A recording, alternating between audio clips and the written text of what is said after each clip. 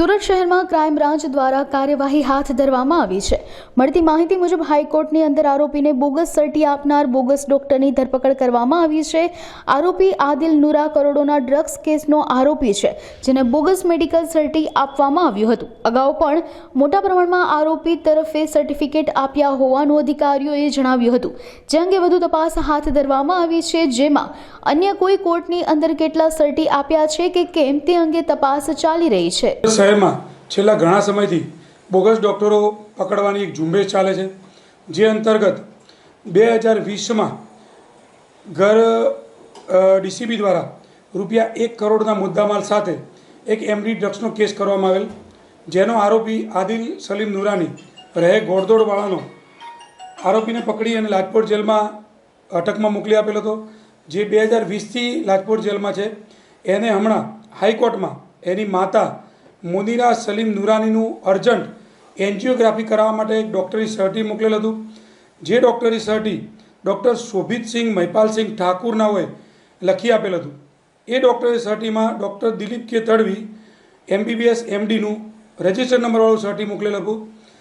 આ સર્ટી એને હાઈકોર્ટમાં જામીન માટે મૂકતા એની તપાસ કરવા માટે હાઈકોર્ટે અમને સૂચન કરેલ, જેની તપાસ કરતાં એવું જાણવા મળેલ ડૉક્ટર દિલીપ તડવીનો સંપર્ક દિલીપ તડવીએ આ સર્ટી બનાવી આપેલ નથી।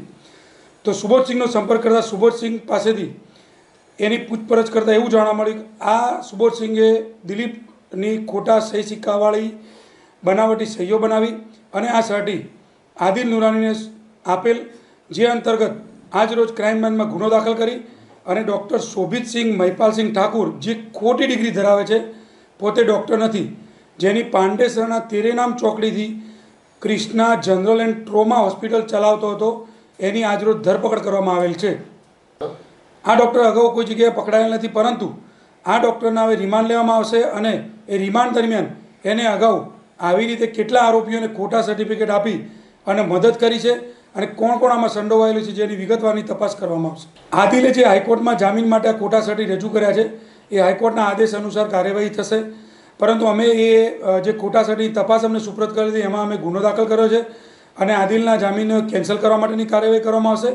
અને જે ડૉક્ટરે સર્ટી મૂકેલું છે, એ સર્ટીની હવે ખોટા સર્ટી છે એની કલમો ઉમેરી અને કોણ કોણ બીજું આમાં સંડોવાયેલું છે, જે ખોટા સર્ટી બનાવનાર છે, એની પણ ભવિષ્યમાં ધરપકડ કરવામાં આવશે। આ ખૂબ જ ગંભીર બાબત છે કે જે ખોટા સર્ટી મૂકી અને હાઈકોર્ટને ગેરમાર્ગે દોરવાનો અને પોલીસને ગેરમાર્ગે દોરવાનો જે ગુનો એમને આચર્યો છે, એટલા માટે ક્રાઇમ બ્રાન્ચમાં અત્યારે ગુનો દાખલ કરવામાં આવેલ છે અને આગળની તપાસ ચાલુ કરવામાં આવી છે। એ આરોપીને અત્યારે અટક કર્યો છે, એના રિમાન્ડ દરમિયાન આ બધી હકીકત ખુલવામાં આવશે, જે આપને અગાઉ જાણ કરવામાં આવશે। આદિલ જે જેલમાં છે, એના જે સગાવાલાઓ જે ઓફિશિયલ મળવા જતા હોય છે, જામીન માટે દરેક માણસ પ્રયત્ન કરતો હોય છે, પણ આ એને એની માનું અર્જન્ટ એન્જિયોગ્રાફી કરાવવાનું છે એવું ખોટું સર્ટી ડૉક્ટર પાસેથી મેળવી અને જામીનનો પ્રયત્ન કરેલો, જે બિલકુલ ખોટો સાબિત થયો છે।